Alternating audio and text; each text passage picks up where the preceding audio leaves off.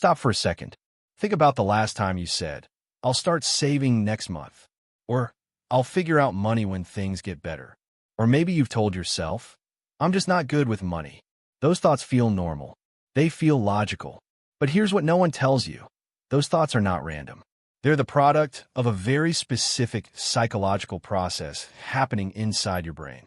And that process, if you never understand it, will keep you financially stuck for the rest of your life. This is not about budgeting tips. This is not about cutting coffee. This is about the deeper reason, the psychological reason, why most people never build wealth, even when they have the chance. Let's go deep. Your brain was not built for wealth. It was built for survival. For hundreds of thousands of years, humans lived in environments where the future was uncertain. Food could run out. Danger could appear at any moment. In that world, the smartest thing you could do was consume what you had right now, because tomorrow was never guaranteed. That instinct is still inside you. Psychologists call it present bias. It means your brain naturally assigns more value to what you can have today than to what you could have tomorrow. A reward right now feels real. A reward in the future feels abstract, distant, almost fake. This is why spending feels better than saving. When you spend, your brain releases dopamine, the chemical of pleasure and reward. When you save, there is no dopamine hit. There is no immediate sensation. Your brain treats saving as a loss, not a gain. So every time you choose to spend instead of save, you are not being irresponsible. You are following a deeply wired biological instruction. The problem is that instruction was designed for a world that no longer exists. But present bias is only the beginning. There's another psychological force at work, and it is even more powerful. It is called your financial identity. Your financial identity is the internal story you believe about yourself and money. It was formed before you even had the ability to think critically in childhood, in your home, by watching the adults around you. If you grew up in an environment where money was always tight, where financial stress was constant, where no one talked about investing or saving, your brain stored that as normal. It became your baseline, your subconscious definition of what financial life looks like. And here's where psychology gets extremely important. The human brain is not neutral. It is a pattern completion machine. It does not just observe your environment. It actively tries to recreate it. This is called behavioral confirmation. Your brain will guide your decisions, your habits, and your choices in ways that confirm the financial identity you already hold about yourself. If you believe, deep down, that you are not someone who has money, your brain will find subtle ways to make that true. You will overspend without fully realizing it. You will avoid opportunities that feel too big for you. You will self-sabotage precisely at the moments when progress becomes possible. This is not weakness. This is neuroscience. The brain protects its map of reality. And if your map says, "I am poor," it will work very hard to keep that map accurate. Now let's talk about something most financial advice completely ignores. It is called the scarcity mindset. And psychologists Sindel Mullainathan and Eldar Shaffer spent years studying exactly how it works. When you feel that you don't have enough, whether that's money, time, or resources, your mind enters a state of cognitive tunneling. Your focus narrows. You can only see the immediate problem in front of you, the urgent bill, the debt payment, the crisis of right now. This tunnel vision is not stupidity. It is an automatic psychological response to perceived scarcity. Your brain believes you are in danger, so it redirects all cognitive resources toward the immediate threat. But here is the devastating consequence. When your brain is fully locked into the tunnel, you lose what psychologists call bandwidth. Your capacity to think long-term, plan ahead, make rational decisions, it all shrinks. Not metaphorically, literally. Studies show that financial stress can reduce cognitive function by as much as 13 IQ points temporarily. So the person who is poor has less mental bandwidth to make the good financial decisions that could help them escape poverty. And the fewer good decisions they make, the more financial stress they feel. And the more financial stress they feel, the less bandwidth they have. This is a psychological trap, a loop, and it has nothing to do with intelligence, character, or willpower.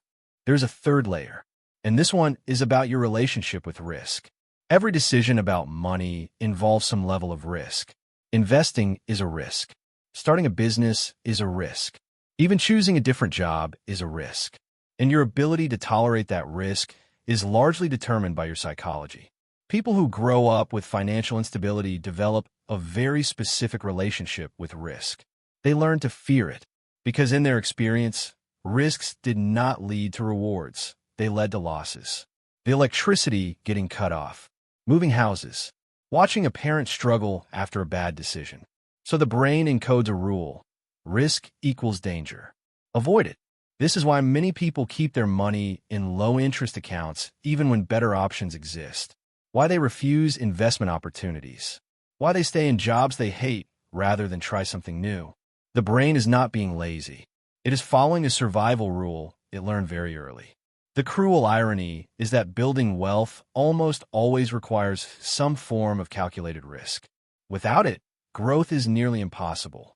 And so the very people who most need to take financial risks are the ones psychologically most conditioned to avoid them. Now, there's one more piece of this psychology. It is possibly the most invisible one. It is called the hedonic treadmill. Here's how it works. When your income increases, your desires and expectations increase at almost exactly the same rate. You earn more, so you spend more. You upgrade your lifestyle, and quickly that new lifestyle becomes the new normal, the new baseline. So more money does not automatically mean more financial security. Without psychological awareness, it just means more sophisticated spending. People who earn 3 times what they earned 10 years ago often feel no more financially comfortable than they did back then. The treadmill keeps moving. You keep running, and you never actually arrive anywhere. This happens because of a psychological process called adaptation. Your brain rapidly adapts to new conditions, good or bad, and returns to a roughly similar emotional baseline. The new car stops feeling exciting. The bigger apartment feels ordinary. The raise gets absorbed into a more expensive life. And nobody told you this was coming. So you interpret the feeling as, I need more. When actually, the real issue is that your consumption has been rising in perfect sync with your income, leaving the gap between earning and saving exactly the same as before. So what do you do with all of this? First, you have to separate awareness from blame.